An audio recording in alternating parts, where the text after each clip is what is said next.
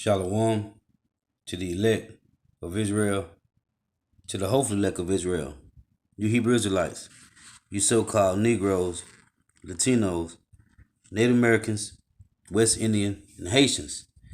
Got to give all praises, honor, and glory to Yahweh, Bahashem, Yahweh Shah, the Most High, the Heavenly Father. His name is Yahweh, not Yahweh, not Jehovah, not Allah, not Elohim, not God. It's Yahweh. His only begotten son name is Yahweh Shah, not Yahshua, not Yeshua, not Jesus Christos, not Jesus Christ, not Yeshaya. It's Yahweh Shah. So got to give all praises, honor, and glory to Yahweh, Bahashem, Yahweh Shah, Bahashem, Rekah, Kodash. Double honors to the apostles and elders of Great Millstone who rule well, who teach well. And a sincere salutation to all the octane pushing this truth and believing this truth throughout the four winds of the earth, the entire world, waking up the hopeful elect. And shalom to the Akwaf who are listening and learning, the few sisters who are listening and learning. I'm Isaiah from the GMS Orlando camp, coming at you another lesson in true fact, faith, and edification, another daily edification. The Lord's willing, this be edifying. And this is a video. I did a couple videos on this guy, and he's telling you in this lesson that Satan never fell from heaven. Now, to tell a lie, you must know the truth. So, we know where these lies came from, right? Which is Esau, Edom. Now, our people today, Negro, Latinos, and Native Americans, still hold to this old fable tale of Satan falling from heaven. But in this video, this Idumean, this Edomite, proves to you that, and he used scripture, he quotes scripture, but I'm going to bring them out. And he proves to you that Satan never fell from heaven. Lord's willing, this be edifying. This is proof. And the only one hold to these customs are our people, man. Okay, Negro, Latinos, and Native Americans. Because for the most part, now he is a scholar of some type. Okay? He is a scholar of some type. And he know, and not just him, all the elites know that Satan never fell from heaven, man. Okay? Lord willing, this be edifying. Christian tradition and interpretation over the last 2,000 years, there have been Christians right from the church fathers of the early period right on up who believe that Isaiah 14 is giving us a description of the fall of Satan, and that Ezekiel 28 is talking about the fall of Satan. I would argue that Isaiah 14 is not giving us a history or story of the fall of Satan. I think I can argue that pretty persuasively. As we look at Ezekiel... And we can too. Okay? We can too, man. You heard what he said, man. Isaiah 14 is not talking about the fall of Satan, man. Ezekiel 28, it's possible that it's talking about an angelic being. I think it's actually talking about an Adamic figure. It's comparing the king of Tyre to an Adamic figure. In any case, either way, it's not giving us a history or a narrative or the story of the fall of Satan. And that's facts, man. Okay? Isaiah 14 is not talking about the fall of Satan, man.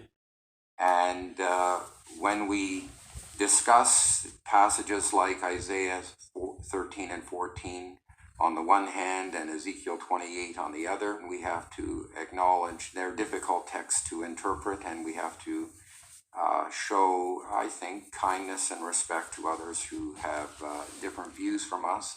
I don't think the answers that we give to this question alter the Christian faith in one way or the other. So first of all, we look at Isaiah chapter 13. Isaiah predicts the fall of Babylon. This is a country that the civilization is based on worshiping false gods, and therefore that civilization will fall. And in Isaiah 14, he has a kind of parody concerning the king of Babylon. This is clear where he says... See, that's the point, man. This is talking about the king of Babylon. How art thou fallen from rulership, O king of Babylon? Okay? O Lucifer. Lucifer is light bearer, the illuminated one, right? The illuminated one, the morning star, right? The Luciferians, which is who? Translated to what? The Illuminati, man, the elites of this world. No, most translations translate it this way: you shall lift up, or you shall raise this taunt song against the king of Babylon. The Hebrew word that's used there is the word mashal, which literally means a comparison or a parable. We could even call it a parody, because what Isaiah is doing in this text is he's making a comparison to two things. First of all, it's a parody on 2 Samuel chapter 1. In 2 Samuel chapter 1, we have David's lament over the death of Saul. If you look at the literary structure of 2 Samuel 1 and Isaiah 14, Isaiah has turned everything on its head. He's turned everything upside down. This is what happens when you have a parody. Let's say everyone knows what a parody is. For example, Robin Hood Men in Tights is a parody on the Robin Hood story. So you take a story and you turn everything upside down and you make fun of it. And so it's a lament for the king of Babylon as he falls from power and he dies and he comes down into the underworld and his body is eaten by worms and he has all of his progeny are put to death. That's scripture, man. Okay, not going to the hell part, which he's going to be tossed in the lake of fire. But that's what Isaiah 14 talking about, man. The fall of the elites, the fall of the wicked, the fall of the ones who rule the earth, man. Job 9:24, right? Psalm 137:7. Remember, O Lord, the children of Edom in the day of Jerusalem, who said, raise it, even to the foundation thereof. O daughter of Babylon, who are to be destroyed. Who is this? It said Edom. Remember Edom, right? Isaiah 47:1. It reads, come down and sit in the dust, O virgin daughter of Babylon. Sit on the ground, there is no throne, O daughter of the Chaldeans, for thou shalt no more be called tender and delicate. This is talking about the rulership of the Idumeans, man. This has nothing to do with the fall of Satan, as he's going into. That's very clearly the context. Secondly, there's a comparison being made between the king of Babylon and a Canaanite myth. Now look, he said about the worms, right? This Isaiah 14.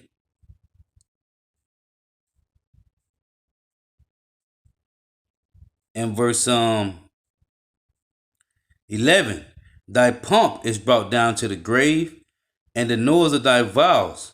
The worm is spread under thee, and the worms cover thee. How art thou fallen from heaven, O Lucifer, son of the morning? How art thou cut down to the ground, which did weakest the nations? Satan didn't do this, but his seed did. Okay? Now when you understand Genesis chapter 3, which I'm going to read, verse 14, it reads, and the Lord Yahweh said unto the serpent, because thou hast done this, thou art cursed above all cattle, and above every beast of the field. Upon thy belly shalt thou go, meaning the lowest of the low, the bases of men, and thus shalt thou eat confusion all the days of thy life. And I will put enmity between thee and the woman, and between thy seed and her seed. So Satan has a physical seed on earth, which is who? Known as the Luciferians, man. The Illuminati, the elites, the so-called white man, the Edomites, the Idumeans. Archaeologists have discovered from Ugarit many passages and texts that deal with the Canaanite religion. In these stories, Baal is said to die and to rise again. The dying and rising of Baal are associated with the change of the seasons. So in the springtime, when things are growing, he's rising, and in the winter, when the crops are finished, he's dying. So there's a story about how Baal has died and his throne is empty, and the chief god, the creator god, El, and his wife are discussing what should be done. And the wife of the creator god suggests that she put one of her sons on the throne in the place of Baal. This son of hers is called Athtar. And so Athtar tries to go up to heaven and go up to the mountain that where the gods have their great assembly, their great council. And he tries to sit on the throne of Baal or Baal, and he's too small.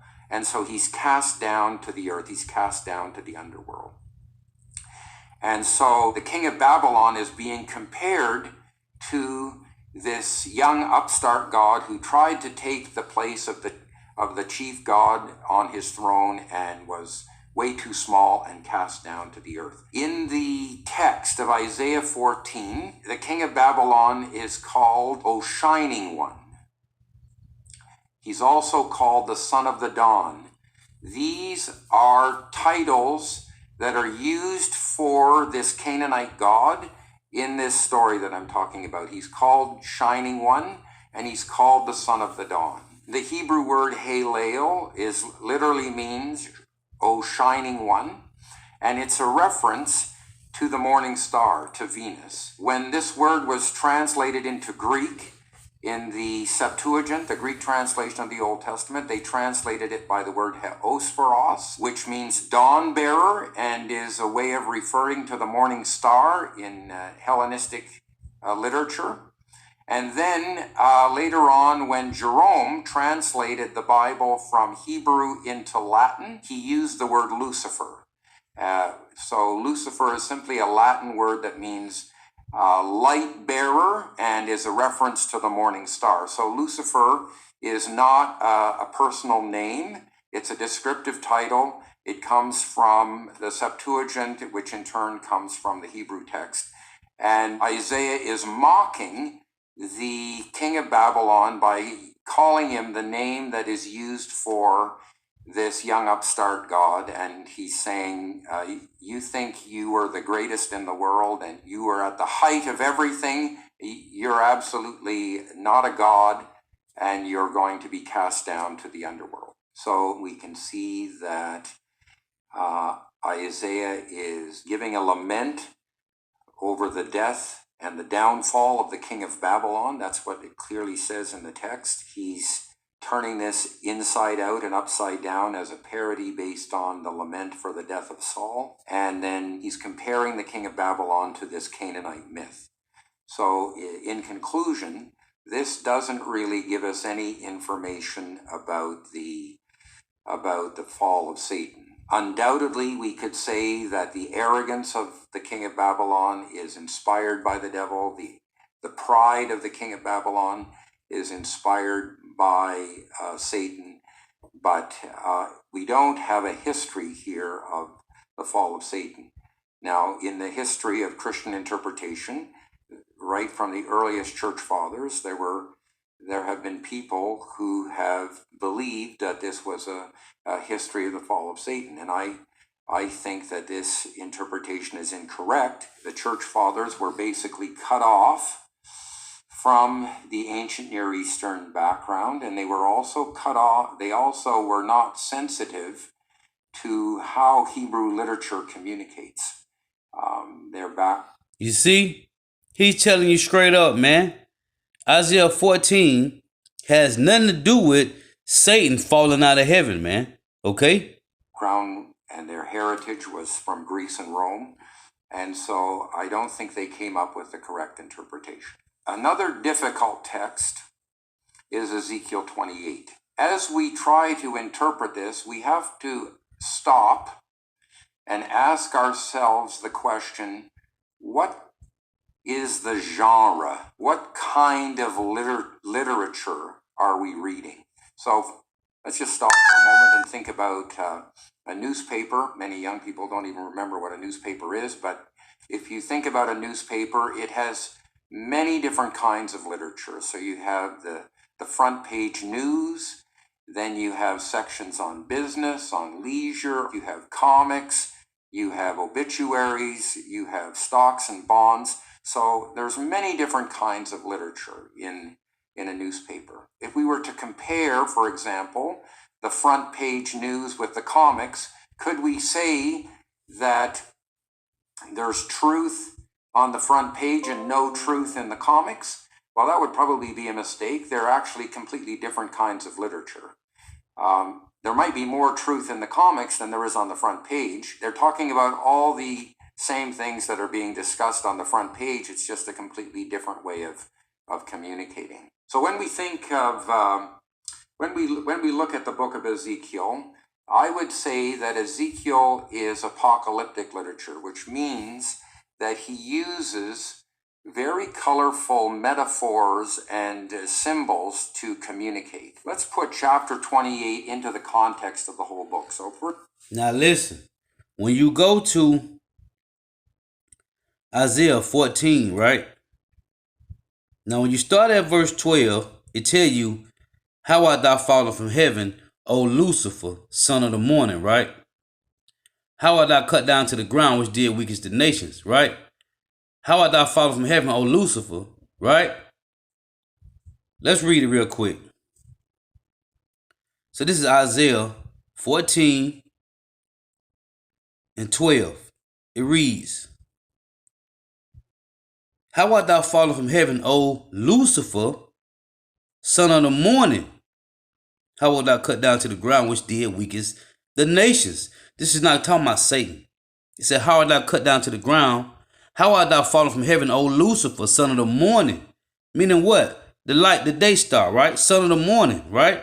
Lucifer is what? When you look at the word Lucifer, it means illuminated one, right? The morning star. Now, when you go to 2 Corinthians chapter 11 and 14, it reads, and no marvel, for Satan himself is transformed into an angel of light. Now, when you look at the word Lucifer, Lucifer means light bearer, okay? When you look at the word light bearer, it means illuminated one. Let's go to it. Now, this is the blue letter. 2 Corinthians chapter 11 and verse 14. And it says, Satan what? Let's read it. And no marvel, for Satan himself is transformed into an angel of light. The word light is G5457. Strong's G5457. Phos. It's a light, right? It's a the light. This is a light, right? So when you go to, it's a fire, light. Now let's go to the other word. It's a that which gives light, an illuminator, okay, of the star, sun and morning, light, illuminator, luminary, brilliancy, light. Who's the illuminated one of the world? The elites. Let's get another one.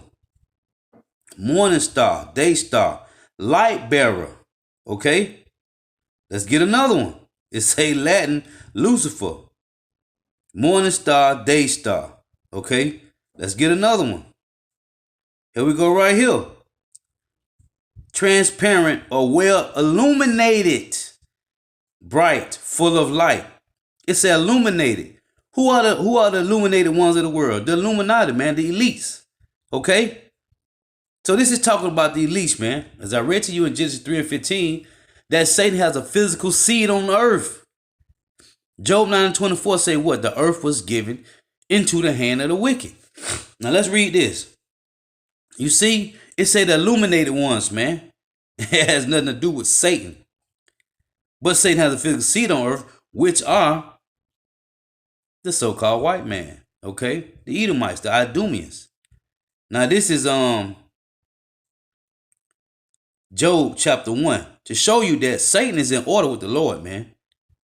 This is Job 1 and 6. It reads, Now there was a day when the sons of God came to present themselves before the Lord, and Satan came also among them. And the Lord said unto Satan, Whence comest thou? Then Satan answered the Lord and said, if Satan rebelled against the Lord, why would he answer? It said, then Satan answered the Lord and said, why would Satan answer to the Lord if he is in rebellion against the Lord, man? It say, and it say, then Satan answered the Lord and said, from going to and fro in the earth and from walking up and down in it. Okay? What did it say Cain dwelt? He dwelt in the land of Nod, man. Nod mean wandering, man. What is Satan doing right here? It say from going to and fro in the earth and walking up and down in it. He's wandering, man. Just walking around doing what the Lord gave him will to do, man. Okay? Let's read the other one, Job 1, Job 2 and 1. Again, Job 2 and 1. And then there was a day when the sons of God, the Israelites, came to present themselves before the Lord. This is talking about the angels, everybody, man, all the elect of Israel, man. Okay, from the angels to the elect of Israel. It say again there was a day when the sons of God came to present themselves before the Lord, and Satan came also among them to present himself before the Lord. So Satan is a son of God, man, as well, man. Okay, let's read this. 2 Chronicles 18 and 18. And it reads, Again, he said, therefore, hear the word of your Lord Yahweh.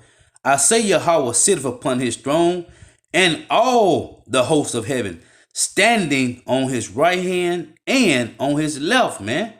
Okay? Satan is the chief angel on the left hand side of the Lord, man. This is James 2 and 19. It reads, Thou believest that there is one power, thou doest well. The devils also believe and tremble. Come on, man. Satan is not going against the Lord, man. He did not fall, man. This is talking about his seed that is upon earth that is going to fall. Who? He just told you. The king of Babylon, man. Keep listening. First of all, we have three major visions. Chapters 1 to 3, he sees God on a throne, and there's all these wheels within wheels, and the whole thing is in motion. He sees something similar in chapters 8 through 11. Both of these are called visions of God. I saw in visions of God. Chapters 40 to 48 is also introduced in exactly the same way. I saw in the visions of God. In these passages, he's communicating by means of symbolic visions. Now, I'm aware of the fact that many people think that chapters 40 to 48 should be interpreted literally, but it seems that if we take Ezekiel 1 to 3 as a symbolic vision, why does he see God's throne on wheels? God can no longer live in the midst of his people. This is a chariot, man. And he can't live in the midst of his people through the Holy Spirit, man. What is this guy talking about? You see? Hey, to tell the truth, man. To tell a lie, you must know the truth, man. Okay? The 5-star hotel has become a 0-star hotel. They have broken the covenant. They have violated the covenant relationship. The land is full of idolatry and full of social injustice. And so God is getting ready to move out, and that's what's pictured by the throne being on wheels. And he sees exactly the same thing in chapters 8 through 11. The throne actually begins to move and depart from the temple. So God is leaving the temple, and this would be an awful shock to the Jewish mind. And chapters 40 to 48 are exactly the same. We should interpret this as a symbolic vision. He describes a future temple, but what's interesting, I've looked at every occurrence of the words length, height, and width in the Old Testament. And when they're described... And look at this. Revelation 2 and 10. Fear none of those things which thou shalt suffer. Behold, the devil shall cast some of you into prison. Now, if this word devil is talking about Satan, how do Satan have prisons on earth, man? Okay. Satan, the spiritual demon Satan, is not on earth, man. But he have physical seeds. Which are who? The ones that's in rulership, man. It said, behold, the devil shall cast some of you into prison. Satan can't cast you in prison, man. Okay? Hey, he's on the left-hand side of the Yahweh, man. But his physical seed can cast you in the prison, though. The ones who control the earth. The ones who own the prisons, man. You see? Building the tabernacle in Exodus 25 to 40, there's length, height, and width. When they're describing building the temple in 1 Kings 6 through 8, there's length, height, and width. In Ezekiel 40 to 48, there's length and width, but no height. So it's not a blueprint for a real building. Ezekiel is trying to give a vision of idealized worship. He's trying to give them a vision of what the pure worship of God looks like in the future. Right. And they're talking about the temple. They're talking about the kingdom of heaven on earth, man. This is 1 Peter 5 and 8. Be sober, be vigilant, because your adversary, the devil, as a roaring lion, walketh about seeking whom he may devour. Satan is not doing this. It say the devil, because your adversary, the devil. Now, that's what Satan means. Satan also means adversary, man. Now, the word devil means diablos, which means deceiver, man. Okay? Slanderer, accuser of thy brethren, right? So who are the deceivers of the earth, man? The elites, man. The Idumeans. Satan is not on earth, man. His physical seed is. Satan never fell from the left-hand side of the Lord, man. Okay? He never failed, man. This is Isaiah 14 is talking about the fall of the rulership of the so-called white man, who ruled the earth. Job 9 and 24. That's talking about the rulership of the so-called white man falling, man. This has nothing to do with Satan falling out of heaven, man. And this guy is giving you straight facts, man. He said we don't believe that. And he would be classified as a philosopher, a scholar of some sort. And there are many other things that are unrealistic. For example, out of the center of the temple, there's a river. And this river grows and expands unlike any river in the known world. See, they don't understand. This is spiritual, man. They don't understand it. These gifts is for you Negro, Latino, Native Americans, man. And only the elect on this side. You see, they don't understand. Even with their own wisdom, what the Lord said, the wisdom of this world is foolishness. They don't understand, man. Because it's not for them to understand. Certain things they can break down. But they don't understand that river of water, man. It tell you in John 7:38, he that believe on me, as the scripture have said, out of his belly shall flow rivers of living water. It's truth. This is talking about the wisdom, knowledge, and understanding. But he don't understand that, man. Why? Because he is an Idumean, man. So it's not a real river. You see? It's a picture, it's a symbolic vision saying that God's Spirit is going to transform the new covenant community. When you look at the rest of the Hebrew Israelites. Ezekiel communicates by dramatic actions. So in chapter 4, he has the drama of the brick in the frying pan. The brick, he draws the siege of Jerusalem on a brick, and he has a frying pan symbolizing that their prayers for help are not going to get through. God is not going to listen to their prayers anymore, and he's going to hand them over to judgment. Chapter 4, he lies on one side for 390 days, and he lies on the other side for 40 days. This is a symbolic action. If we add 390 and 40, we get 430, which is the number of years that they were in bondage in Egypt. And he's saying... And that's facts, man. You can read that in Genesis 15, man. We was in Egypt 430 years, man. Before God comes to rescue you, there's going to be another long, difficult period. Right, which is well here in Babylon the Great, man. Right? even thyself shall discontinue from thy heritage, right? And that they should not come except they come and fall away first. You see, they can go through certain things, but they don't understand, man. That's why we must defend the gospel, man. The drama of the diet during the siege of Jerusalem. In chapter 5, he cuts off his hair and throws it out the window. These are symbolic acts. In chapter 12, he gets his suitcase and shows that he's ready to go into exile. In chapter 12, he has the drama of anxious eating, showing that he's ready to go into exile. Chapter 15, the allegory of the useless vine. Chapter 16, the allegory of the young woman and her two sisters.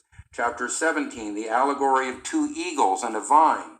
Chapter 23, the allegory of two adulterous sisters. Chapter 24, the parable of the cooking pot. Chapter 24, even the death of Ezekiel's wife is a symbolic act. And then chapter 31, the allegory of Assyria as the cedar of Lebanon. So the book is full of allegories, of parables, of symbolic visions. And that's facts, man. And that's why 2/3 of Israel can't get this, man. Okay? Hey, he can't even get it, man. And he is some kind of philosopher, some type of philosophist, man. He don't understand, man. Because why? Hey, it's not for them, man. They are outside the temple. But he's telling you, though, that he know for a fact, him and the other ones like him, that Satan never fell from heaven, man. You know who believe this? 2/3 of Israel, Negro, Latinos, and Native Americans. They believe that madness, man. But the scriptures clearly tell you that is talking about the king of Babylon falling out of rulership, man. It's very unlikely that as we look at chapter 28 that this is going to be anything different. He says some very strange things about the king of Tyre. He says, and these are difficult texts to translate and interpret. He calls him the one. Hey, this is beautiful, man. It ain't difficult to translate. Hey, we have spiritual fathers, man. We are under tutors and governors that broke these scriptures down to us, man, so we can understand. Ezekiel 28:1. The word of the Lord came again unto me, saying, the Son of Man, say unto the prince of Tyrus, thus saith the Lord power, because thine heart is lifted up, and thou hast said, I am a God. I sit in the seat of God, in the midst of the seas. Midst of the seas is what? You got twofold there. Many people, nations, tongues, and kingdoms, and the rulership of the earth, man. Who sit in this seat? The so-called white man. I sit in the seat of God in the midst of the seas. Yet thou art a man and not a God. Though thou set thy heart as the heart of God. Behold, thou art wiser than Daniel. There is no secret that they can hide from thee. They got the satellites, man. They tracking everything. It's nothing that you can hide from them, man. With thy wisdom and with thy understanding, thou hast gotten thee riches and hast gotten gold and silver into thy treasures. Who is this, man? Who own the banks? Who own the Federal Reserve? Who own the central banks, man? Who? The so-called white man, the elites, man. Okay? By great wisdom and by thy traffic has thou increased thy riches. What traffic? Trafficking guns, trafficking people, trafficking diseases, trafficking of cars, merchandise, right? Revelation 18 chapter, man. Who is this talking about? The elites. Starting with the Rothschilds, the 13 head families of the earth, man. Therefore, thus saith the Lord Yahweh power, because thou hast set thine heart as the heart of God. Behold, therefore I will bring strangers upon thee, the terrible of the nations, and they shall draw their swords against the beauty of thy wisdom, and they shall defile thy brightness. They shall bring thee down to the pit, and thou shalt die the death of them that are slain in the midst of the seas. Hold on. It said by the nations, right? It's Isaiah 14 and verse 5. Let's dig into this, man. Because this is talking about these Edomites, man. The so-called white man. Isaiah 14:4. That thou shalt take up this parable against the king of Babylon and say, how How have the oppressing cities ceased? No, how have the oppressors ceased? The golden city ceased. The Lord hath broken the staff of the wicked and the scepter of the rulers, who have smote the people in wrath with a continuous stroke. He that ruleth the nations, it say he that ruleth the nations. Who rule the nations of the earth, man? Come on, man. North America, Babylon the Great, man. They rule the nations through what? Their philosophies, their policies, their legislations, their democracy, man. He that ruleth the nations in anger is persecuted and none hindereth. The whole earth is at rest and is quiet. They break forth in the singing, yet the fir trees rejoice at thee. The cedars of Lebanon saying, since thou art laid down, no fellow has come up against us. Nobody cut down the trees no more, man, when the kingdom of heaven get established. Hell from beneath is moved for thee, like it said in Ezekiel 28, to meet thee at thy coming. It stirreth up the dead for thee. All the chief ones of the earth, it have raised up from their thrones all the kings of the nations, which is said in Ezekiel 28. The Lord said he's going to have the other nations to bring you down. With what? Intercontinental ballistic missiles. All that see thee shall say unto thee, all they shall speak and say unto thee, art thou also become weak as we? Art thou become like unto us? Thy pomp is brought down to the grave, and the noise of thy vows, the worms is spread under thee, and the worms cover thee. And he said that in the beginning of this lesson. How art thou fallen from heaven, O Lucifer? Right, the Luciferians, the Illuminati, son of the morning, how art thou cut down to the ground, which did weaken the nations? For thou hast said in thy heart, I will ascend into heaven. I will exalt my throne above the stars of God. Who? The Israelites. The Israelites are the stars of God. I will sit also upon the mount of the congregation. Who controlled the Christianity? Who controlled the religions? The so-called white man. Okay? They tell you in Revelation that the false prophet is who? The Roman Catholic Church. I will sit also upon the mount of the congregation in the sides of the north. Right here. North America, Babylon the Great. I will ascend upon the heights of the clouds. I will be like the Most High. They trying to be like Yahweh. Yet thou shalt be brought down to hell, to the sides of the pit. It said the same thing in Ezekiel 28 chapter, man. They that see thee shall never look upon thee and consider thee, saying, is this the man that made the earth to tremble, that did shake kingdoms? Which you did with Hiroshima and Nagasaki when you dropped Fat Man and Little Boy. Right? You made the earth to tremble and you shook kingdoms. That made the world as a wilderness and destroyed the city thereof, that opened not the house of the prince. It say that made the world as a wilderness. Who's cutting down all the trees? Building condominiums, shopping malls, okay? Gas stations, so forth and so on. And destroyed the cities thereof. With what? Chemtrails, GMO foods, fossil fuels burning, contaminated waters. Who's doing these things? Vaccine shots, right? Putting drugs in the communities, guns. Who's doing these things? The elites that open not the house of the prison, of his prisons. Who own the prisons? The elites, the so-called white man. All the kings of the nations, even all of them, lie in glory, every one in his own house. Because thou art cast out like graves, like an abominable branch, and as the remnant of those that are slain, thrust through with a sword that goeth down to the stones of the pit. Okay? As carcasses trodden on the feet. So there you go, man. This is talking about who? Let's get one more. And I'm going to finish the video out. 2 Thessalonians 2 and verse 3.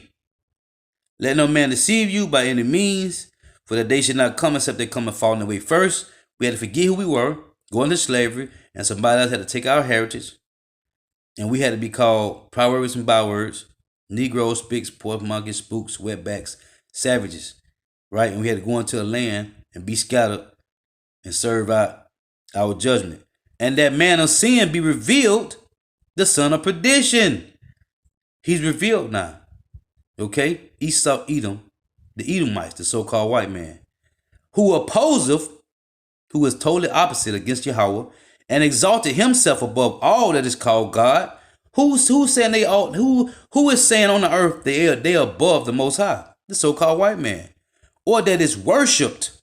How is he worshipped? With the Cesare Borgia sign, the Jesus Christ picture, saying that he is God, that God is like a so-called white man with leprosy, or that is worshipped so that he, as God, sitteth in the temple of God, showing himself that he is God. Who's doing this? The so-called white man. Nobody else is doing this. Okay? These guys talking about Arabs and so-called white men. No, they ain't, man. The Arabs are Ishmael, the first son of Abraham. The Edomites are the Edomites, man. The Arabs don't control the earth. The Arabs don't own the banks of the world, man. The Arab's face is not on the money, man. Ones whose sealing perfection, as if he's some kind of signet ring. In the ancient Near East, the king would have a ring, and there would be a special stone there, and his name would be carved there in mirror image, and he could press that into a blob of clay, and that would be signing something. He's called a cherub that covers or overshadows or guards. Some translations have anointed cherub. Some translations say you're the model cherub. The word that's translated anointed or model only occurs once in the entire Old Testament, and nobody really knows what it means. So we have to be humble here. But he's called a cherub. It says that he's covered with stones of fire. Now, in the Old Testament, stones of fire is a way of talking about gemstones, jewels. What is Ezekiel doing when he's communicating in this way? Well, there are two interpretations. One is that he's referring to Satan, or the enemy of God, as a kind of guardian cherub that was there in the Garden of Eden, and he was created by God. He had a responsibility for protecting the garden until injustice was found in him. And he became filled with violence, and he was arrogant about his beauty and his splendor. That's one interpretation. Another interpretation, and I think that's probably more likely, although I'm not dogmatic about this, is that he's picturing Adam. This colorful metaphor and imagery is describing the king of Tyre as a kind of primal king priest, just like Adam was the first king priest in the world. To call him the one sealing perfection would be saying he was given authority by God to protect the garden, to protect the covenant relationship. To say that he was covered with these gemstones. The only other place in the Old Testament where we have these gemstones is on the breast of the high priest. Ezekiel mentions 9 gemstones, and there are 12 mentioned in Exodus. So 9 of the 12 gemstones are mentioned. The first 2 are the same as the first 2 on the high priest's breastplate. The second set of 3 are identical to the fourth set of 3 on the high priest's breastplate. And the third set of 3 correspond to numbers 5, 4, and 3 in the high priest's breastplate. It doesn't match up perfectly, but it could be a kind of a parody on portraying the king of Tyre as an original king priest. The word cherub and covering only occur together elsewhere in the Old Testament of the cherubim covering the ark.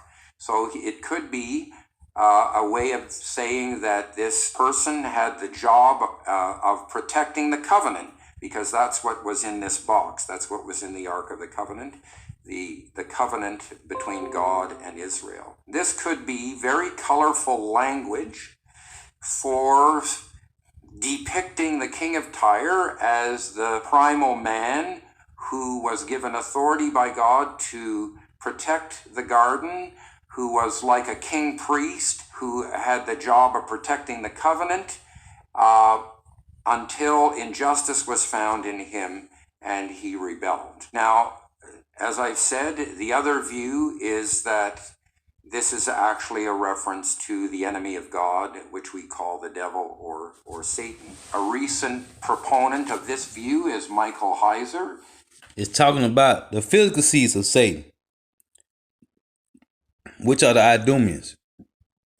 I've read his book, The Unseen Realm. I've read the detailed notes that you can get online. I've checked out all of his sources.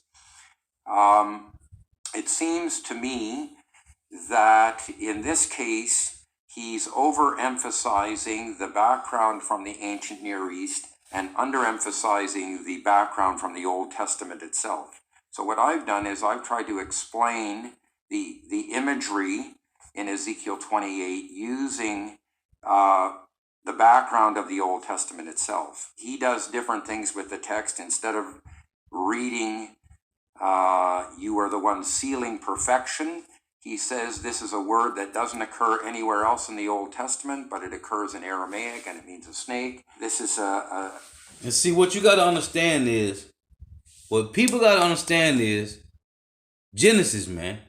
The Lord told Satan in Genesis 3, okay, that thou art cursed above all cattle, man. That's the buzzword, cursed, man. Okay? They was cursed, man.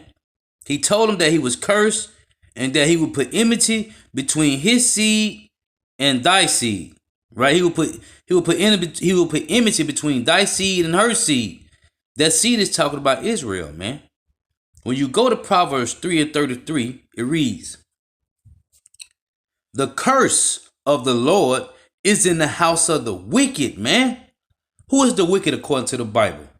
The Edomites, the Idumeans. But he blessed the habitation of the just. The curse of the Lord is in the house of the wicked, man. Let's get Psalm 75.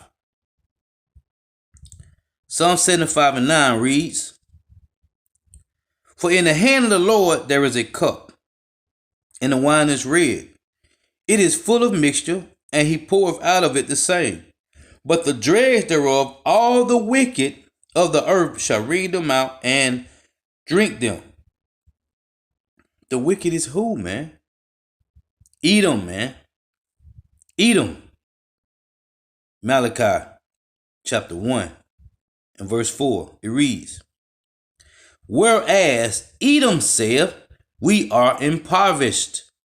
This is when they were chased out of the world into the caves. But we will return and build the desolate places, which they did. When you read Revelation 20:7, okay, see, after the 1,000 years was up, they was loose for a little season out of the caves. Thus saith the Lord, they shall build, but I will throw down. And they did return and build the world up, man, with cities. And now the Lord is throwing them down.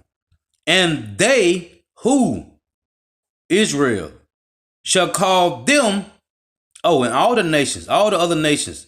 It said, and they, Israel and the heathen nations, shall call them the border of wickedness, and the people against whom the Lord hath indignation forever. It's talking about the Edomites, man. These are the wicked. He said they are the cursed. Hold on. Let's prove it again. Isaiah 34 and verse 5. It reads, for my sword shall be bathed in heaven. Behold, it shall come down upon Idumea. Idumea is the Greek word for Edom. And upon the people of my curse to judgment. That's the buzzword that's in Genesis 3:14, man. He told Satan that he was cursed.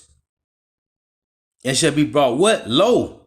Daniel 4:17. The basis of men, man. But this is only for the hopefully elect, the elect to understand this, man. 2/3 will not get it. The heathens will not get it, man. Why would he tell you that this is talking about him? They're not going to do it. Now you got this guy named Daniel Stevens. He's telling you that he's an Edomite and his people is cursed. But you don't have these scholars going to tell you that they are the peoples of judgment that's in the Bible, man. It's for us, That's why the Lord say, hey, proclaim this among the Gentiles, man. Okay, let them know who they are. It say, it shall come down upon Idumea, the Edomites, and upon the people of my curse to judgment, man. And it don't matter what you do, how you feel, and what you think. This is talking about the Idumeans, man, the Edomites. And they can't escape judgment, man. They are the fallen ones, man. Their kingdom is coming down. Isaiah 47:1. Which go back to Isaiah 37 and to Psalm 137:8, man. The old daughter of Babylon, man. It's talking about the Edomites, man. Which he's telling you here. A difficult proposal because he's proposing a word that doesn't occur anywhere else in Hebrew with the meaning of snake. He thinks he has four reasons for thinking that this is not an Adamic figure. He thinks that Ezekiel 28 has to be parallel to Isaiah 14. It is. He thinks that Adam wouldn't have been called a cherub. He thinks that he wasn't called a cherub. It's not appropriate for Adam to be filled with violence, and he doesn't think that Adam would have been arrogant about his beauty. I don't find those four reasons persuasive. I don't see any a priori reason why we have to interpret Ezekiel 28 the same way we read Isaiah 14. In Ezekiel 28, I just read it, man. The Lord is telling the Idumeans the same thing in Ezekiel 28, in Isaiah 14, just like it is in 2 Thessalonians 2 and 4, man. It's the same thing, man. Oh, what is that? Jeremiah 50 and 23? How is thy pomp brought down to the grave? How is the whole hammer on the earth cut asunder? Let's read that. Is that Jeremiah 50 and 23?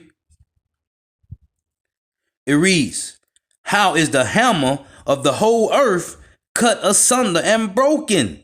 How is Babylon becoming a desolation among the nations? This is the same thing in Isaiah 14, 12 through 16, Ezekiel 28, 1 through 6, and 2 Thessalonians 2 and 4, man. But it's not for them to discern this. It's for the hopefully the elect to, man. He describes this person as a covering cherub. Well, we know from the New Testament that the devil or Satan is an angel. Paul calls him an angel of light. In Matthew 24, the final judgment is reserved for the devil and his angels. That's talking about the Edomites and all his army, man. Okay? And Paul did say that, man. I read it, 2 Corinthians 11 and 14. And no marvel, for Satan had transformed himself into an angel of light. The word light means illuminated ones. The Illuminati, man. The elites. The light bearers. Okay? This is talking about the so-called white man and his elites, man. The kings and the nobles and their armies, man. Facts. So it seems to be clear that he is a supernatural being, an angelic being, but there's no evidence anywhere else in the Bible that he's a cherub. A cherub is one kind of angelic being, but there are many kinds of angelic beings. That's all the time about Yahweh Shai and the angels, man. Okay? They have their so-called cherubs here on earth. They are stealth bombers. And they F-35s, man. They helicopters and jets. Planes, right? Their army, man. And we shouldn't jump to the assumption that just because the devil is an angelic being that he's actually a cherub. Cherubim are some kind of angelic being that have a guardian function. In Ezekiel 1 to 3, the cherubim are guarding the throne of God. Cherubim were put after Adam and Eve sinned and rebelled against God. Their cherubim were posted at the doorway to the Garden of Eden to... You talking about angels, man. The angels at the garden, man. Okay? Because they couldn't get back in. Guard and protect the way of the tree of life. So It could simply just be a metaphor for Adam's role as protecting God's world, protecting the covenant relationship. There's no strong evidence one way or the other that we should or shouldn't interpret this as a reference to the devil or Satan. Then we look at the argument that he was filled with violence. Well, violence is a Hey, there he is filled with violence, man. It say the son of perdition, man. Okay? That red horse, man. This is what they do, man. It said they shall live by the sword, right? Genesis 27. the term used, for example, in Genesis 6 for the fact that when people had turned away from worshiping God, they were treating each other with social injustice. Once you rebel against God, the natural result is to treat others with social injustice. The two parts of the covenant are worshiping God and not idols, and treating each other in truly human ways, treating each other with justice and righteousness. And so that is a good expression of Adam's sin, I think. And in Ezekiel 28, it says he was proud of his beauty. Well, in the prophetic books like Isaiah, beauty. He's proud of his kingdom, man. His rulership. Okay? Like Trump say, man, keep America great. See, that's what it's talking about, man. They proud of their riches, man. They're proud that they have rulership of the earth, man. He is a picture of social justice. It says he was proud of his skill or wisdom, which means he was relying on his technology. And that's what's going on right now, man. They rely on their technology for everything, man. Okay? Hey, it tell you in Daniel that knowledge shall increase, man. But guess what? As Daniel 12:10 say, the wicked will not understand, but only the wise will understand these things, man. These are the mysteries of the kingdom of Yahweh by Shem Yahweh Shah, which was only given to the elect of Israel. You Negro, Latino, Native Americans. The king of Tyre had set up this amazing shipping industry all over the Mediterranean and was in charge. Is that not Revelation 18 chapter, man? By they ships of the harbor, right? Yeah, man. Talking about Babylon the Great, North America. Charge of the commerce and trade for the whole world. You see? That's talking about North America, Babylon the Great, man. Was like the head of the New York Stock Exchange. He had That's his facts. optic fibers down to 11 milliseconds, and his technology was impeccable. So the same thing could be said of Adam. Adam relied on his own skill, his own wisdom, his own technology. He didn't rely on God. And he decided that he was the one who would determine what was right and what was wrong for himself. That's what the phrase, the knowledge of good and evil means. It means I am going to decide for myself what is right and what is wrong. I am going to be morally autonomous.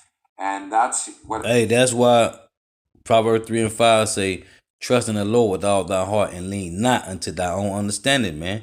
What it say in Job 48? Jeremiah 17. It say, woe be he. Matter of fact, let's read that real quick.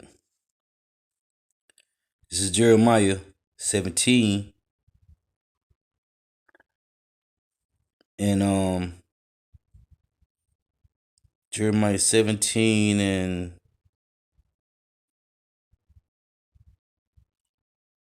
let me see.